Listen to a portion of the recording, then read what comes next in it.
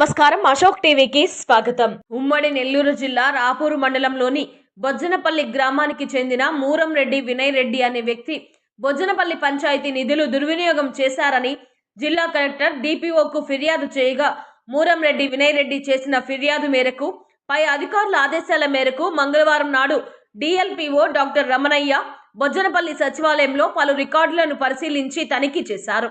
అనంతరం DLPO doctor Ramanaiah మీడియాతో మాట్లాడుతూ బొజ్జనపల్లి పంచాయతీ నిధులు దుర్వినియోగంపై వచ్చిన ఫిర్యాదుల మేరకు తగు విచారణ చేపట్టి నివేదికలను ఉన్నత అధికారులకు నివేదిస్తామని తెలిపారు.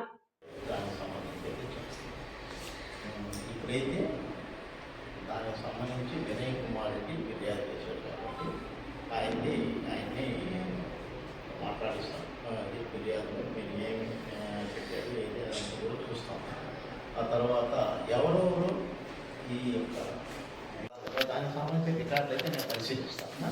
దాంట్లో పంచాయతీ పాలనలో అవసరమైన ఖర్చు పెట్టుకుని ఎవరు సర్పంచ్ ముందుగానే పెట్టాలి, ఈ సిస్టమ్ ఆ తర్వాత బిల్లు పెట్టుకొని డ్రా చేసుకోవాలి. ఇదైతే పద్ధతి ఉంది. అయితే పని జరగకుండానే డ్రా చేసుకుంటేనే పని జరిగింది, వాళ్ళకి పేమెంట్ తప్పకుండా పని అవసరమైంది ఇవ్వాలన్నప్పుడు మేము అంటే ఏదైతే జనరల్ ఫండ్ అంటే సాధారణ నిధులు, 15వ ఆర్థిక సంఘం నిధులు, 14వ ఆర్థిక సంఘం నిధులు ఇవన్నీ కూడా కేవలం బ్లీచింగ్ పడడం వల్ల, తర్వాత ఈ మోటార్లు, స్టార్టర్లు రిపేరింగ్, తర్వాత ఎల్ఈడి లైట్ల కోసం నిధులను భారీగా దారి మళ్ళించారు అని చెప్పాడనమాట. అంటే దారి మళ్ళించాడు అని అంటే వీళ్ళు కొనకుండానే దారి మళ్ళీ వాళ్ళకి పేమెంట్ ఇచ్చారా? ఈ యొక్క ఎల్ఈడి లైట్లు కానీ, తర్వాత స్టార్టర్లో రిపేరింగ్ అన్నారు, అట్లా రిపేర్ కాకుండానే మళ్ళీ వాళ్ళకి పేమెంట్ ఇచ్చారా?